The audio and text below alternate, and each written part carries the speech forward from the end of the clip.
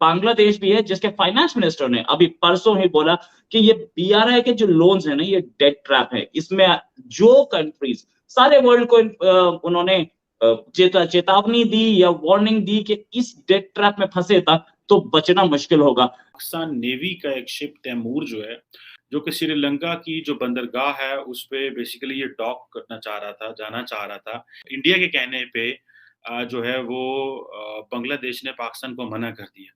दोस्तों, इस वक्त की सबसे बड़ी खबर आ रही है यूनाइटेड नेशन से, जहां पर जैश-ए मोहम्मद के कमांडर अब्दुल रऊफ अजहर को बैन किया जाना था। इस बार हर बार की तरह चीन ने पाकिस्तान को रेस्क्यू किया है। चीन ने कहा है कि जी हमें वक्त चाहिए कि हम इसको और स्टडी कर सकें, इसलिए आप फिलहाल इस रिक्वेस्ट को, इस दरखास्त को होल्ड पर रख दें। नमस्कार दोस्तों, स्वागत है आपका INL न्यूज़ के एक और नए वीडियो में। दोस्तों, अब भारत के बाद बांग्लादेश ने भी अब चाइना और पाकिस्तान को धमकी दे दिया है। दोस्तों, पहले तो भारत ने चाइना को धमकी दे दी थी कि अगर वो कोई भी LAC पे हरकत करता है तो भारत उसका मुंह तोड़ जवाब देगा। और इसी तरह से भारत के रक्षा मंत्री की तरफ से और भारत के होम मिनिस्टर की तरफ से पाकिस्तान को धमकी दी गई थी। होम मिनिस्टर अमित शाह जी ने ये कहा था कि अगर पाकिस्तान दोबारा किसी भी टेररिज्म का उपयोग करता है तो भारत उसके अंदर में स्ट्राइक उसके घर में घुस के करेगा। और उसके बाद रक्षा मंत्री ने भी दावा किया है कि 2024 तक जो POK का मामला है और बलूचिस्तान का, वो सारा का सारा एकदम क्लियर हो जाएगा और बलूचिस्तान को उसका एक अलग मुल्क मिलेगा। और दोस्तों, और इसी तरह से भारत ने 1971 के अंदर में जिस तरह से बांग्लादेश को आज़ाद कराया था और बांग्लादेश को उसकी आज़ादी दिलाया था, उसके बाद बांग्लादेश एक अलग ही खुशी वाला राष्ट्र बन चुका है और पाकिस्तान के अंदर में एकदम से गुर्बत सी आ चुकी और उसका बेड़ा गर्क हो चुका है। दोस्तों, अब जो बांग्लादेश है वो भारत के सपोर्ट की वजह से इतना ज़्यादा आगे बढ़ चुका है कि जो उसका एक्सपोर्ट का मामला है वो पाकिस्तान से कई गुना ज़्यादा है, जबकि उसकी जो पॉपुलेशन है वो पाकिस्तान से भी काफ़ी ज़्यादा कम है, क्योंकि पाकिस्तान के एक हिस्सों को तोड़ के बांग्लादेश बनाया गया था। और इसी तरह से फिर से पाकिस्तान के 3-4 टुकड़े होने वाले हैं, जिसमें कि एक तो बात की जा रही है बलूचिस्तान की और दूसरा मामला POK का सेट होने वाला है।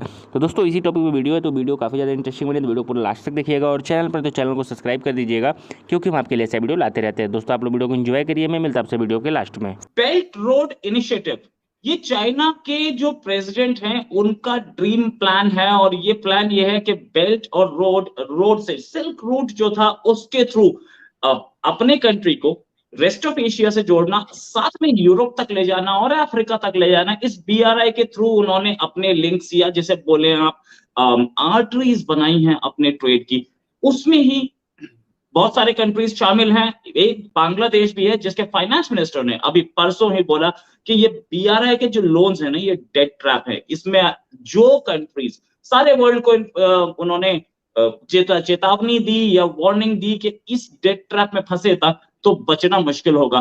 पक्का साहब, ये बात बताइए कि जो BRI के लोन्स हैं, हमने तो देखा कि CPEC के लोन्स भी कुछ उस लेवल पे हैं कि न तो श्रीलंका के लिए पे करना आसान हो रहा है, न बांग्लादेश के लिए, और पाकिस्तान के लिए भी टफ हो रहा है। क्या वे वाकई में डेट ट्रैप्स हैं?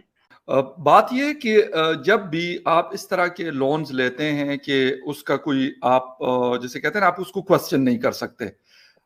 ये है क्योंकि हमारे यहाँ इस वक्त जब CPEC चल रहा है तो उसके ऊपर बहुत सारे लोगों के कंसर्न्स थे, जो एक्सपर्ट्स हैं वो ये बात करते हैं और वो कहते हैं कि 6 से 8% तक भी इसके ऊपर जो वो इंटरेस्ट रेट है तो वो लगता है। तो जब इतना बड़ा, मतलब वो बिलियन ऑफ डॉलर्स पे आप इतना बड़ा मार्कअप या इंटरेस्ट रेट आप लेके जा रहे हैं, तो वो फिर मतलब आप कैसे पे बैक करेंगे? मतलब हम उनसे लेते हैं, IMF से लोन लेते हैं, 23rd हमारा अभी प्रोग्राम उनके साथ चल रहा है, वो गालिबन 1.5 या 2% पे होता है हार्डली, या इससे भी शायद कम होता है। उसके बावजूद हमारे इस वक्त जो फॉरेन डेट्स है that is 116 billion US dollar. ठीक है, आप मुझे ये बताएं कि कहां से पे बैक करेंगे? मतलब क्या कोई आसमान से पैसे गिरेंगे, हमारे पास डॉलर्स गिरेंगे और फिर हम इकट्ठे करेंगे और हम IMF को कहेंगे कि चलो जी ये आप पैसे जो है अपने रख लो? बात ये है कि आप थोड़ा बहुत मतलब करना पड़ता है। और मैं आपको बताऊं, पाकिस्तान ने जो हमारा रेलवे का प्रोजेक्ट था Peshawar to Karachi main 1700 line या 1 1600 किलोमीटर, जी बिल्कुल, ML1 मेन लाइन 1 हम उसको कहते हैं, और ML2 हमारा एक और भी उसके साथ।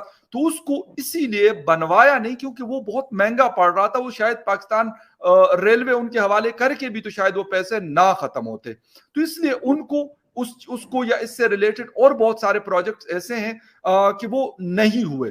हालांकि हमें ये नजर आ रहा था कि शायद विद इन 3 to 5 ईयर्स जो है हमें हर तरफ जो है सीपैक मेरे मतलब गांव के अंदर इनका सबसे पहला इकोनॉमिक जोन बन रहा है, रशक इकोनॉमिक जोन, मतलब hardly 1 or 2 kilometre from my village, तो वो बन रहा है। वो भी काफी स्लो डाउन है, उसमें भी हम जब देखते हैं तो कभी कहते हैं जी बिजली का प्रॉब्लम है वहां पे, इलेक्ट्रिसिटी की हालांकि 2 लाइन ऑलरेडी आ चुकी हैं लेकिन शायद उनको ज्यादा चाहिए। तो ये बहुत सारी चीजें हैं। इसी तरीके से रेलवे लाइन हो, डैम्स हो, रोड इंफ्रास्ट्रक्चर हो, मोटरवेज के ऊपर उन्होंने काम किया, गवादर पोर्ट और गवादर एयरपोर्ट, इंटरनेशनल एयरपोर्ट वो बन रहा है। तो ये सारी चीजें अब मतलब ये तो नहीं हो सकता ना कि आप वो कहें कि चलो जी हम आपको खुदा के नाम पे दे रहे हैं कि चलो जी अयाशी मारो, भगवान के नाम पे दे रहे हैं, ऐसा तो नहीं है ना।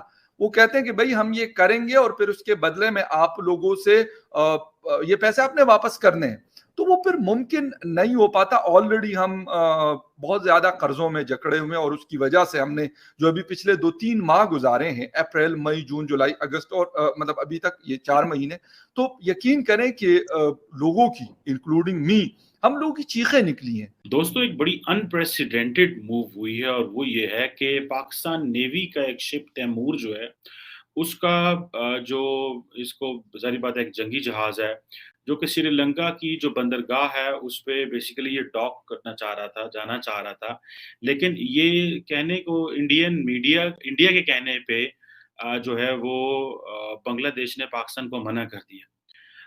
ये जो पाकिस्तानी बहरिया का जो जंगी जहाज है ये जिसको कहते हैं PNS तैमूर, इंडियन मीडिया में बहुत डिस्कस हो रहा है और बहुत सारे लोगों ने ये कहा कि अब ये क्योंकि श्रीलंका की तरफ चल पड़ा है, वहाँ पे आई थिंक इन्होंने जो है वो डॉक भी कर लिया है और बेसिकली इंडियंस कहते हैं कि इनको बहुत ज़्यादा तहफ़्फ़ुज़ात हैं इसके ऊपर। इंडिया कहता है क्योंकि ये चाइना का बनाया हुआ जहाज़ है और ये बहुत सारे जो हसास मकामात हैं, ये उनकी मालूमात लेने के लिए आया है और this is the Indian perspective. India कहता है क्योंकि ये चाइना का बनाया हुआ जहाज़ है और ये बहुत सारे जो हसास मकामात हैं, ये उनकी मालूमात लेने के लिए आया है और this is the Indian perspective. अब ज़ाहिर बात है बांग्लादेश क्योंकि पाकिस्तान और बांग्लादेश के नेवल अच्छे ताल्लुकात भी हैं, एक टर्म बोली जाती है जिसको हम बोलते हैं मैरीटाइम डिप्लोमेसी। तो जहाज़ों का भी काम है कि वो डिप्लोमेसी करते हैं, मैरीटाइम डिप्लोमेसी होती है। अच्छा आपको याद होगा कल जब हमने एक डिस्कशन की थी जिसमें इंडिया ने मना किया श्रीलंका को कि वो चाइना का जो एक शिप है वो ना आने दें। जिससे हमें पता चलता है कि ये इंडिया जो है वो कितना असर्ट कर रहा है। क्वेश्चन ये नहीं है कि बांग्लादेश ने पाकिस्तान को ये कहा है कि इस जहाज़ को फॉर अ मोमेंट आप जो है ना लेके आए यहाँ पे। अब ज़ाहिर बात है बांग्लादेश की जो पोर्ट के वहाँ के लोग हैं, जो नेवी के लोग हैं, उन्होंने पाकिस्तान से माज़रत कर ली और ये कहा जा रहा है कि इंडिया के तहफ़्फ़ुज़ात हैं। अब पाकिस्तान शिप वहाँ पहुँच रहा था और ये आपको मज़े की बात बताऊँ कि ये इसका पहला सफ़र था और इस जो अगले हफ्ते सुनने में आ रहा है कि इस जहाज़ ने पाकिस्तान नेवी के जो बहरी बेड़ा है उसमें बाकायदा तौर पे शामिल होना था।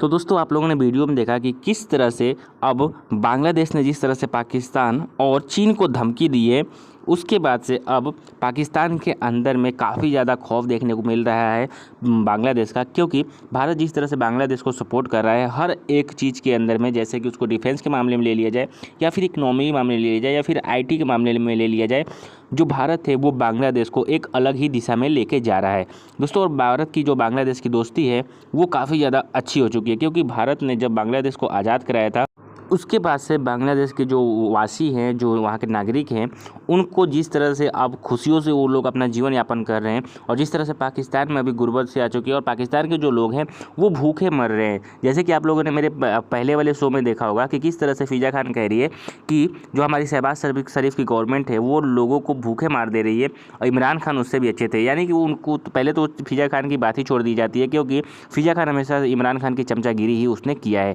दोस्तों बात आते हैं इस टॉपिक पे, तो जब से भारत के सपोर्ट की वजह से बांग्लादेश भी इतना पावरफुल हो चुका है कि वो एक ऐसी बड़ी बड़ी कंट्रियों को दे रहा है धमकी, जैसे कि चाइना की, जो कि काफ़ी ही बड़ी इकोनॉमी वाली कंट्री मानी जाती है। तो दोस्तों इसी टॉपिक पे वीडियो थी, तो उम्मीद करता हूँ आपको ये वीडियो अच्छी लगी होगी। अगर ये वीडियो अच्छी लगी तो वीडियो को लाइक कर दीजिएगा और चैनल में तो चैनल को सब्सक्राइब कर दीजिएगा, क्योंकि हम आपके लिए ऐसा वीडियो लाते रहते हैं। तो दोस्तों मिलते हैं नेक्स्ट वीडियो में नए टॉपिक के साथ में, तब तक के लिए